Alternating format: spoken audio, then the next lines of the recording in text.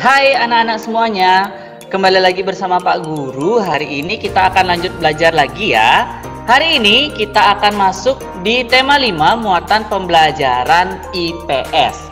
Nah anak-anak, adapun yang akan kita pelajari pada hari ini yaitu tentang peninggalan di masa kerajaan.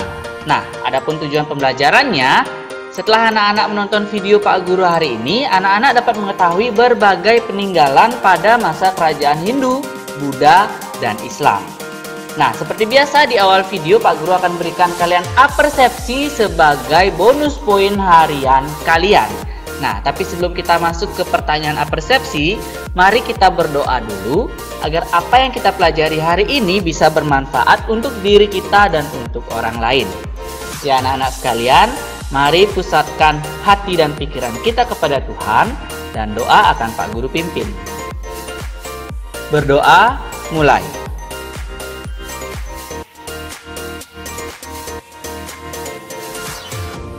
Berdoa selesai. Ya anak-anak, silakan dipersiapkan buku pena jilid 4B kalian di tema 5, lalu buku latihan dan buku catatan sekiranya kalian perlu mencatat hal-hal penting yang ada di video Pak Guru. Nah, adapun apersepsi pada hari ini yaitu jelaskanlah yang kalian ketahui tentang relief. Pak Guru ulangi ya. Jelaskan yang kalian ketahui tentang relief. Nah, jika kalian sudah tahu silakan tulis di kolom komentar atau kalian bisa japri ke WA Pak Guru. Nah, kita akan lanjut ke materi pada hari ini. Yang pertama kita akan mempelajari tentang tokoh dan peninggalan pada masa kerajaan Hindu, Buddha, dan Islam.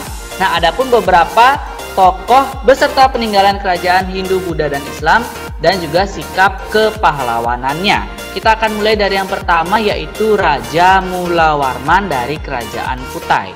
Raja Mulawarman merupakan raja pemeluk agama Hindu yang terkenal baik budi, di mana Raja Mulawarman menyedekahkan 20.000 ekor sapi kepada kaum Brahmana. Nah, adapun peninggalan pada masa kerajaan Kutai yaitu berupa yupa dan juga sikap kepahlawanan dari Raja Mulawarman ini. Yang pertama itu adalah adil dan bijaksana, lalu taat menjalankan ajaran agama serta mencintai rakyatnya, dan juga yang terakhir adalah dermawan. Nah, itulah tadi dari Raja Mulawarman. Kita akan lanjut lagi ke Raja Kertanegara dari Kerajaan Singasari. Nah, Raja Kertanegara ini merupakan raja pemeluk agama Hindu yang berhasil menaklukkan seluruh wilayah Nusantara. Adapun sikap kepahlawanannya, yang pertama adalah pantang menyerah dalam menyatukan Nusantara, lalu yang kedua berani dan tegas menolak untuk tunduk kepada bangsa Mongol. Nah, adapun salah satu peninggalannya yaitu adalah Candi Singasari. Lanjut adalah raja ketiga yaitu Raja Balaputradewa dari Kerajaan Sriwijaya.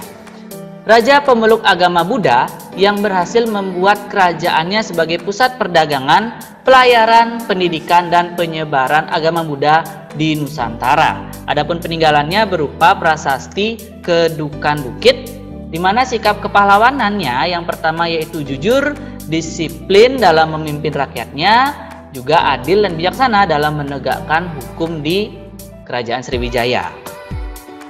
Selanjutnya adalah Sultan Iskandar Muda yang berasal dari Kerajaan Aceh.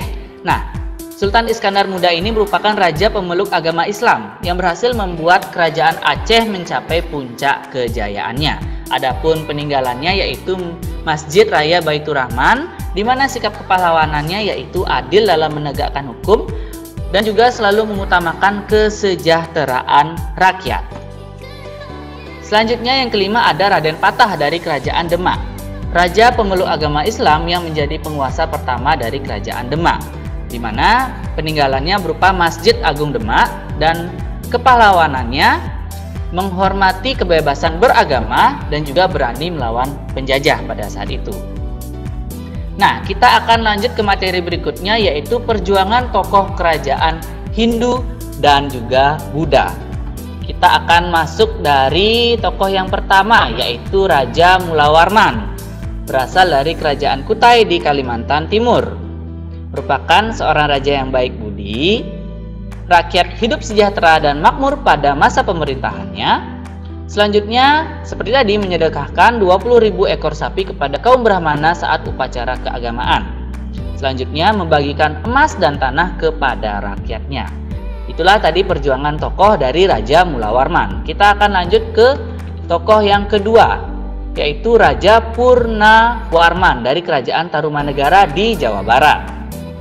Yang pertama, membuat saluran air untuk mengairi lahan pertanian, lalu memanfaatkan sungai untuk mencegah banjir, dan yang terakhir merupakan seorang raja yang bijaksana. Itulah tadi dari Raja Purnawarman yang berasal dari Kerajaan Tarumanegara di Jawa Barat.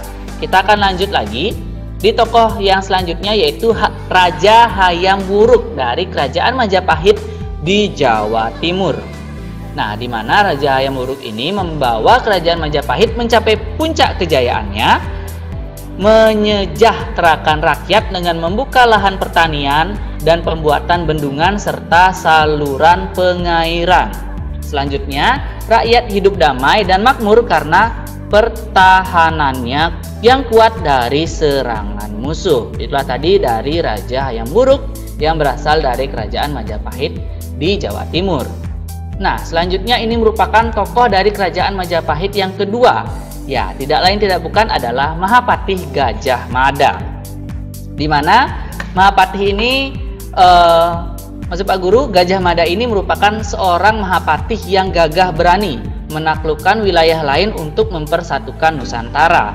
Nah, Mahapatih Gajah Mada juga menjaga keamanan kerajaan dari serangan musuh dan bersumpah akan mempersatukan Nusantara yang dikenal dengan Sumpah Palapa. Nah, itu tadi tokoh-tokoh dari Kerajaan Majapahit. Selanjutnya adalah Raja Bala Putradewa dari Kerajaan Sriwijaya di Sumatera Selatan, di mana Raja Bala Putradewa ini berhasil membawa Kerajaan Sriwijaya mencapai kejayaannya. Selanjutnya membuat Kerajaan Sriwijaya dikenal sebagai kerajaan maritim yang kuat dan menjadi pusat perdagangan di Asia Tenggara. Lalu membuat Kerajaan Sriwijaya dikenal sebagai pusat pendidikan dan penyebaran agama Buddha di Indonesia. Ya, kita akan lanjut ke perjuangan pahlawan pada masa Kerajaan Islam. Ini merupakan salah satu peninggalan dari Kerajaan Ternate, yaitu Masjid Ternate, di mana salah satu tokohnya adalah Sultan Ba'abullah dari Kerajaan Ternate yang memimpin Kerajaan Ternate dari tahun 1570 sampai 1583 yang bergelar penguasa atas 72 pulau. Selanjutnya adalah Sultan Agung dari Kerajaan Mataram. Ini merupakan salah satu contoh peninggalannya, yaitu Masjid Kota Gede Yogyakarta sebagai peninggalan Kerajaan Mataram. Nah, di mana Sultan Agung ini merupakan raja ketiga yang memimpin dari tahun 1613 sampai 1645, di mana membawa Mataram ke puncak kejayaan dan juga melakukan penyerangan terhadap penjajahan Belanda. Selanjutnya adalah sikap dari kepahlawanan Pangeran Diponegoro. Nah, Pangeran Diponegoro itu lahir di Yogyakarta pada tanggal 11 November tahun 1785. Nah, Pangeran Diponegoro menentang penjajah Belanda karena sikap penjajah Belanda yang membebani rakyat kecil dengan pajak tinggi dan tidak menaati adat istiadat yang berlaku. Nah, Pangeran Diponegoro yang menggunakan siasat perang gerilya, yaitu menyerang secara tiba-tiba dan bergerak secara sembunyi-sembunyi. Nah, itulah tadi sikap dari kepahlawanan Pangeran Diponegoro. Selanjutnya masuk ke materi menyajikan hasil identifikasi pahlawan pada masa kerajaan Islam dalam bentuk peta pikiran. Salah satunya adalah Sultan Iskandar Muda. Nah anak-anak, selain dalam bentuk tulisan seperti tadi, kita bisa menyajikan hasil identifikasi pahlawan itu dalam bentuk peta pikiran. Contohnya adalah Sultan Iskandar Muda ini. Kita bisa pisahkan.